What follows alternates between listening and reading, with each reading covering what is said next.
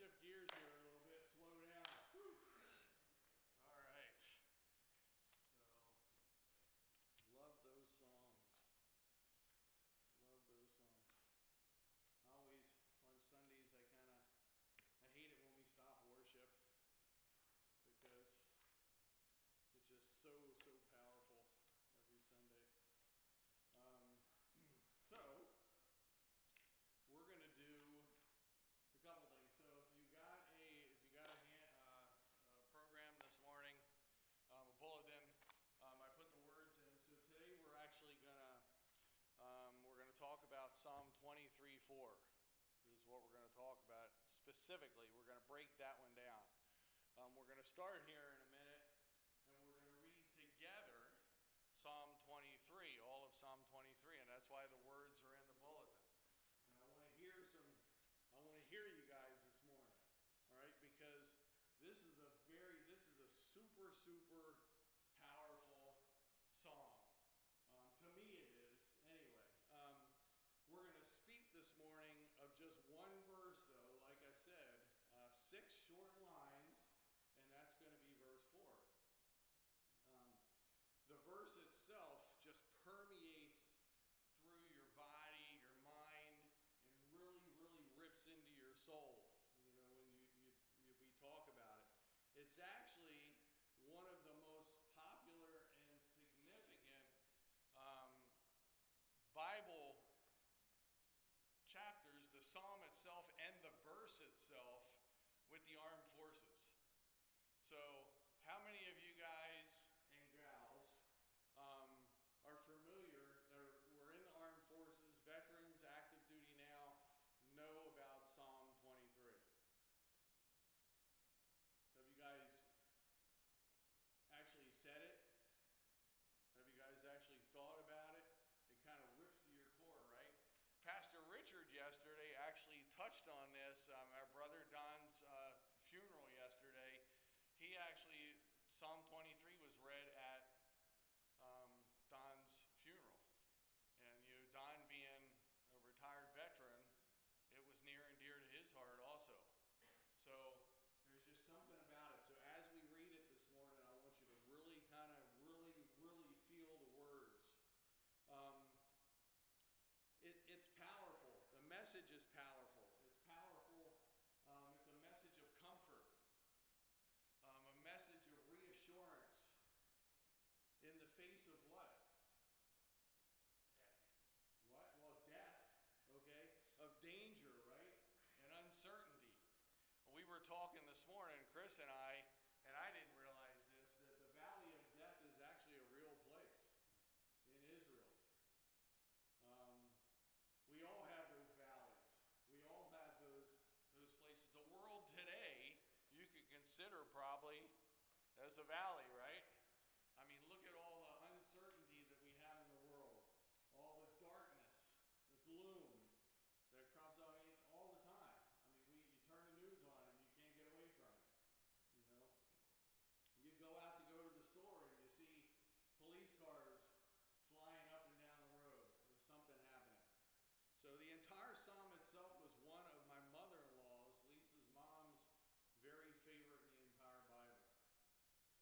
So Psalm 23 is one of the shortest psalms, but so powerful. It speaks to the universal human experience of facing fear and hardship, assuring believers of God's presence and protection even in the darkest times. So how many of you guys, when you really have hit a low, what do? You hit a low in your life. Right. You pray. And we talked about it again this morning in Bible study. You know, it keeps coming up over and over again the last few months. In the senior adult Bible study class, we've been doing the major prophets, and we're in Daniel right now. But over and over again, part of the theme that we come up with is praying just unceasingly. Just unceasing, you just pray and pray and pray.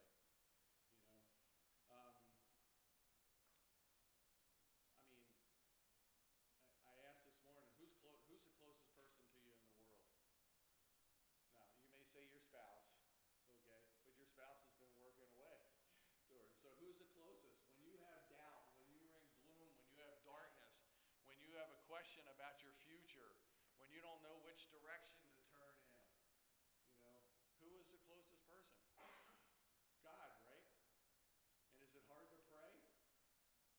Absolutely not. So let's read Psalm 23. Ready?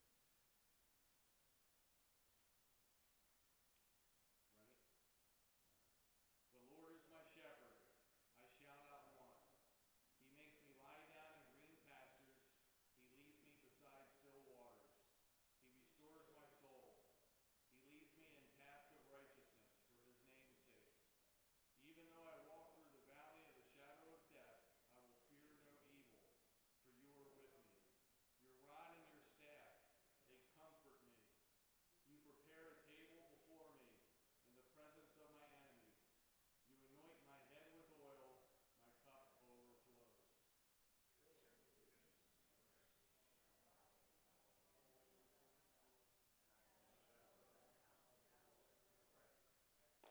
perfect.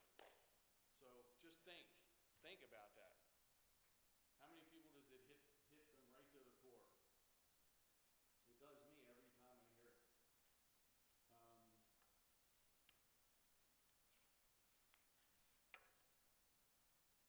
So before we move any further, let me pray. Dear Heavenly Father, we come to you in Jesus' name to thank you for the peace, comfort, and joy that we can gain from this song. Your promise, all-encompassing provision in our lives, and that we lack nothing. The Lord is my shepherd, I shall not want. We ask you to guide us along the right path, to provide us with comfort and refreshment. In your name is where we can find peace, joy, and more fulfilled life. He makes me lie down in green pastures. He leads me beside the still waters. He restores my soul. He leads me in the paths of righteousness for his name's sake. It is such a blessing that no matter what destruction and chaos the evil one will bring our way, we do not need to fear because we know you are with us and your protection is unfailing. This continually brings us comfort. Even though I walk through the valley of the shadow of death, I will fear no evil, for you are with me. Your rod and staff, they comfort me. We appreciate the fact that wherever we are, you provide and bless us beyond what we could ever understand. You prepare a table before me in the presence of my enemies. You anoint my head with oil, my cup overflows. Thank you that we can know that your goodness and love towards us will never end. When you call us home, we will join you in glory, praising your name forever and ever.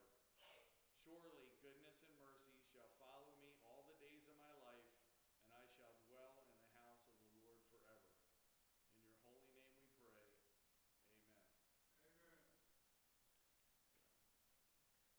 So verse 1 of the Psalm 23 itself really sums up the entire psalm in just 4 words. Anybody know what they are? The Lord is my shepherd. Right? The Lord is, that's 5 words. So, sorry. So the Lord is my shepherd. Shepherds. What other famous people in the Bible were shepherds? David. Who else? Who? Abraham was. Moses was. Jacob. Rachel was a shepherd. Okay?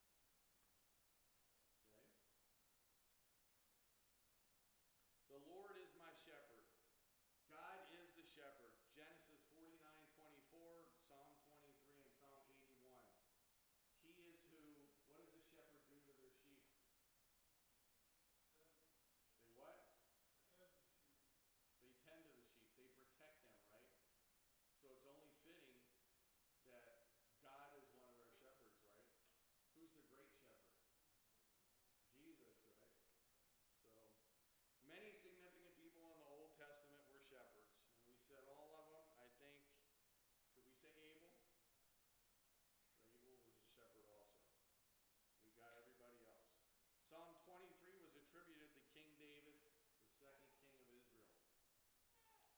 a shepherd at a young age before becoming king, and he drew from his experiences, caring for his sheep, to write this psalm, which expresses his trust in God's protection and provision.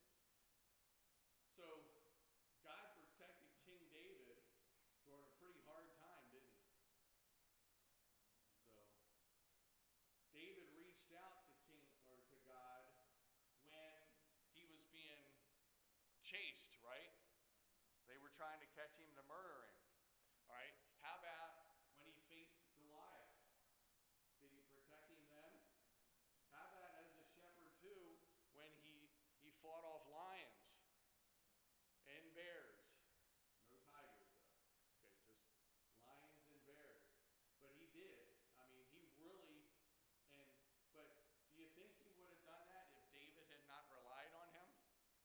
Didn't have that trust, that faith in him? Would he have done so? So as I stated earlier, I would like to concentrate on just one verse, verse 4.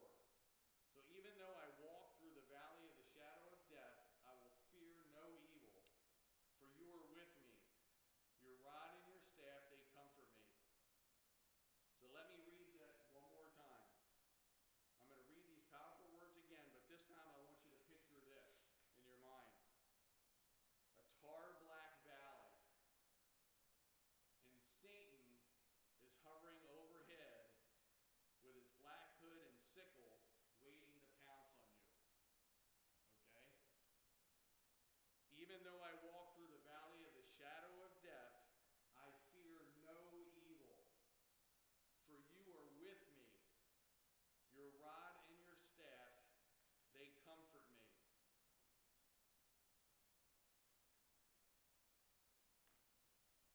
A little bit different meaning for you? Kind of picturing that? Okay. When we read the entire psalm, it should be noticed that verses 1 through 3 actually paint a picture of happiness, sunshine. It actually is David talking about his shepherd. Okay, those first 3 verses. But in verse 4, the mood changes. The mood changes, the picture's painted dark, and David talks. Does he talk about his shepherd here? No, he talks what? To his shepherd. Okay? So the first 3 verses are like theology based. But starting in verse 4, it actually changes to a what? A what? No, a prayer. Okay, he's praying to his protector starting in verse 4. Okay? Often throughout our earthly lives, darkness will drive us towards, when things become really dark in your life, it drives us towards what? What? To God. Okay? Not toward, if you thought, Satan. No, not the case. As our life becomes darker and darker, it drives us towards God. Okay? At this point, God's broken us down, and he wants you to come to him for protection, for guidance. Why can David walk through a dark ravine and perhaps even death fearlessly? Why can he do it? Because who walked with him? His shepherd. God did, right? The Lord walked with him. He expresses unwavering faith and confidence in God's protection, even amidst the most challenging of circumstances. So just think of that, the things that we mentioned a little while ago. Him being hunted down to be killed. The lions, the bears, Goliath. I mean, look, how many of you guys, Goliath alone, would have stood up to somebody like Goliath? You know? So he does, and the whole time he's getting ready to do it, he knows that he has the protection of God. What faith, what trust he had. All these big, brave men out there on the battlefield, and little old Goliath, or David, goes and he takes Goliath down.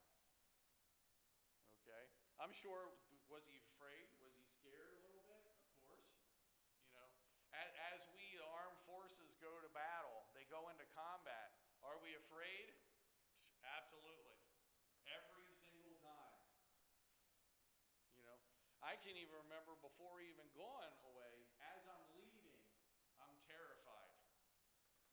Terrified that I won't make it home. Terrified that my family won't be okay. Okay? But who protects them? God does, right? He's our shepherd. Even after my wife blew up a lawnmower while I was gone once, he still protected her. So, through that whole thing.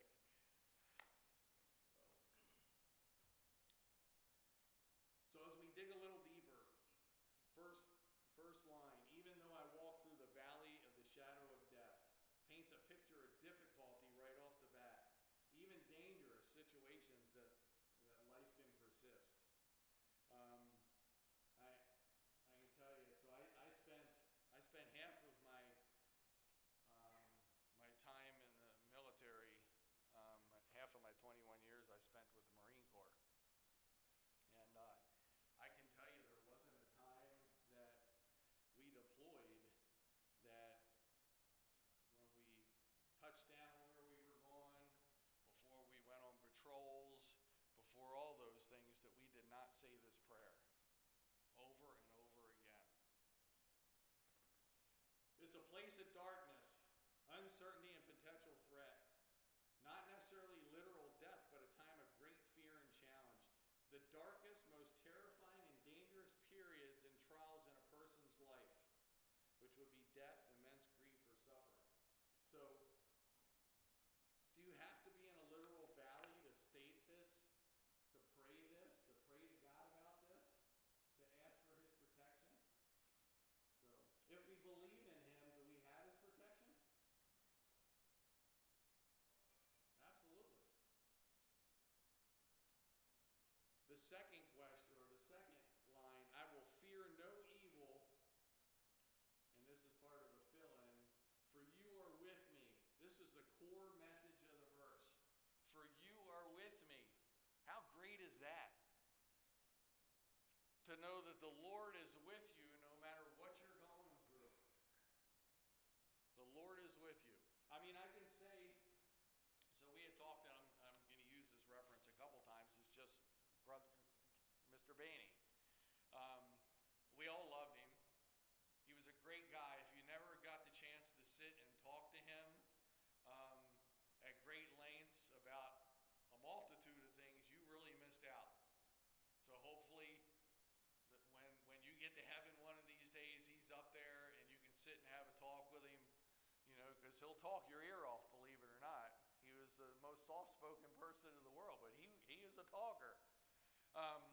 But I can tell you, he, I have to backtrack because I'm not exactly sure where I was going with this story. But, I mean, he really, he understood, just like Pastor Richard said yesterday, he knew where he was going. He was comfortable with where he was going and leaving this earthly life, you know. He also did something that we all thought was pretty astonishing yesterday, is his program for his funeral, he actually made himself. Took him 7 years to do it. Pictures and everything. But he's the one that designed and put that whole thing together with help, I think, of his grandson. So, but fascinating. I've never met anybody. I have met some people that have actually written their own eulogy and left it in a safe or whatever, you know, for that to be done, but never the other way around. So he knew who his protector was. The core message, for you are with me. He knew that God was with him all the time. And we should too. When we're driving down the street and that person cuts us off, should we get mad at him? Should we? So, yeah, I mean, we pray to God. Pray to God. You know, when you're not sure of something here or there, your protector is with you all the time. It shows this verse, for you are with me. It emphasizes that despite perceived dangers, the believer doesn't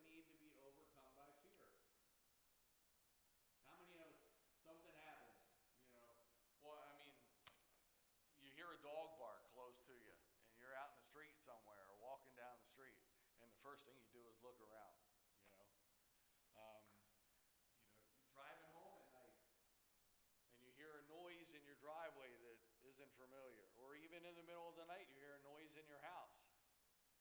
Should we fear that? Yes, we should fear it.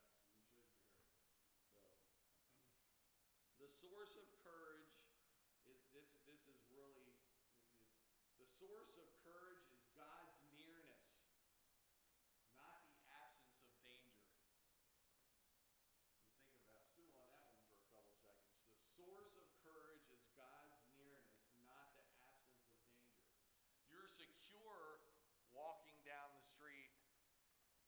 You're secure driving home to your house in the dark. You're secure in your house, not because you know there's no danger there, but why? Because you know God's right by your side. He's not going to lead you somewhere that you shouldn't go. We see everywhere, well, we don't see it as much anymore, but we see trust in God. Or how about on our money? We see in God we trust, right? So David explains his lack of fear because you are with me. I'm sure that David's heart was pounding, as he's being chased, or as he's standing up to Goliath, or as he's fighting the bear or the lion. But I don't think the thought crossed his mind that he was afraid of dying, do you? It provides reassurance and strengthens a soldier's resolve in life-threatening situations, highlighting God's presence among the chaos and fear of combat. It moves on to your rod and your staff, they comfort me. The shepherd's rod and staff were symbols of guidance and protection, used to help protect the sheep, right? I mean, look, none of us were there to see David fight the bear or the lion, but I'm sure he needed at least something, right, to keep the lion and the bear at bay. So they represent how God leads, corrects, and defends us, those who trust in him even in the darkest times. Doesn't God want us to trust him in our darkest times? Especially in those darkest times. The rod is used to discipline and correction, while the staff is used for support and guidance. Together they represent God's comforting and guiding presence even when things are difficult. David trusted the Lord to protect him, just as a shepherd protected his sheep from an attacking threat. Jesus, the Good Shepherd, is with believers at all times. If you turn to John 10:11,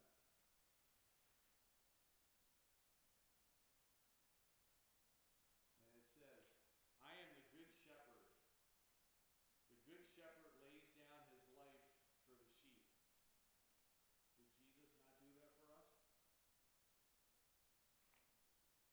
In verse 14, I am the Good Shepherd. I know my own, and my own know me.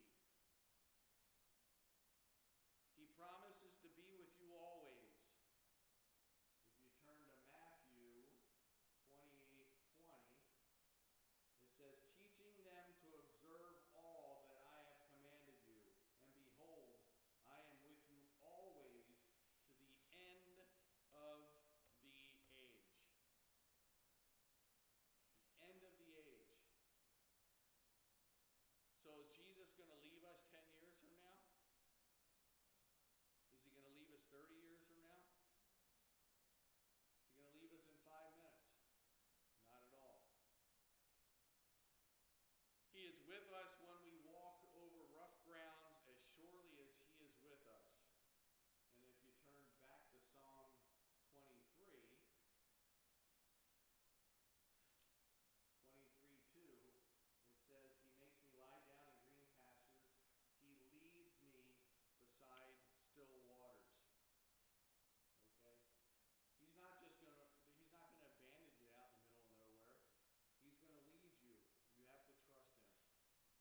said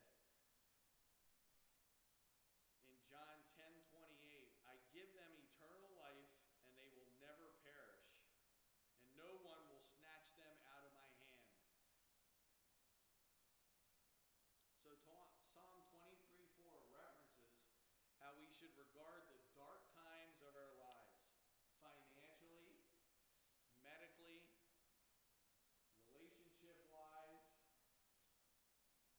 but we do fear them, don't we? How many times have you guys ever had something you had to pay for and you're like, I don't know how I'm going to come up with that money. There's no way. I've sat down and worked it out 15 different times on a piece of paper, and it's just not going to work. And do you ever take that split second right there to pray to God about it and see where He leads you?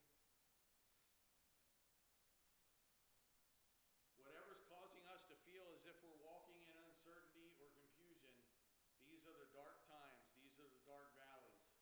That doesn't mean we ignore how it applies to us spiritually. Walking in spiritual darkness separates us from our Father, and that only makes things in our life worse. Thankful we can trust God,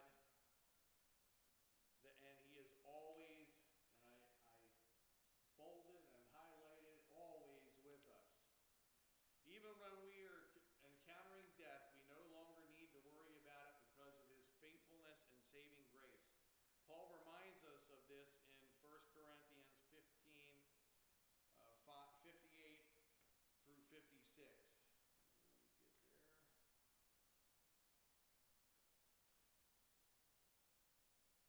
He says, when the perishable puts on the imperishable, and the mortal puts on immortality, then shall come to pass the saying that is written, death is swallowed up in victory. O death, where is your victory? O death, where is your sting? The sting of death is sin, and the power of sin is the law. Didn't you reference that yesterday? See, I was listening. I was paying attention to you. The overall message here is one of unwavering trust and reliance on God during adversity. A declaration of faith that God's presence and protection are sufficient to overcome any fear or challenge. Any. It reminds us that God, like a good shepherd, will be with us, protecting and guiding us through the darkest of times. When we go through dark, tough times, and even endure death of ourselves or someone we love, but we don't need to fear it. God has already given us the victory over every circumstance because of Jesus' work on the cross. We have no right to be afraid because fear is an insult to our protector. Think of that one. When we fear something, we are insulting God. He wants us to know that He's there for us all the time. If the valley is our fear, what is our source of courage in that valley? God's presence. All right? We know just because we can't see Him does not mean that He's not there. God's presence. So just to sum up a couple words that we touched on a lot today, we touched on trust, confidence, faith, courage, protection, presence, those sort of things we talked about. And if you really, Psalm 23, I've been wanting, Lisa will tell you, I've been wanting to do a sermon on Psalm 23, verse 4 particularly, for quite a while. And, it was placed on my heart this week. And, her mother really, truly loved that psalm. And it just, I just feel blessed to be able to do this today and talk to you guys about it. But just think about it. It's a really quick, short psalm, and but it's powerful. It's so powerful.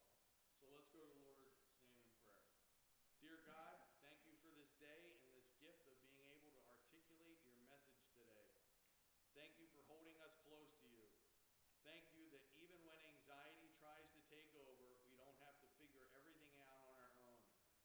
Your word in Psalm 23:4 says, even though I walk through the valley of the shadow of death, I will fear no evil, for you are with me, your rod and staff, they comfort me. And God, that's what gives us true peace. It's not because we have a perfect plan, it's because we have the presence of a perfect shepherd. We know there are practical steps we can take, and we want to do those, but more than anything, we need you. Remind us that it's not just about the how, it's about the who. You are our peace. You are our strength. You walk with us through every valley and anxious thought. Help us to lean on you and trust that we are not alone. In Jesus' name, amen. I didn't know where you. I need the table.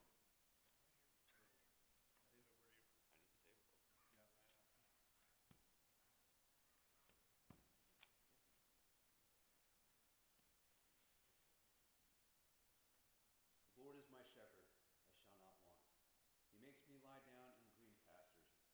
He leads me beside still waters. He restores my soul. He leads me in paths of righteousness for his name's sake. Even though I walk through the valley of the shadow of death, I will fear no evil, for you are with me. Your rod and your staff, they comfort me. You prepare a table before me in the presence of my enemies. You anoint my head with oil, my cup overflows. Surely goodness and mercy shall follow me all the days of my life, and I shall dwell in the house of the Lord forever.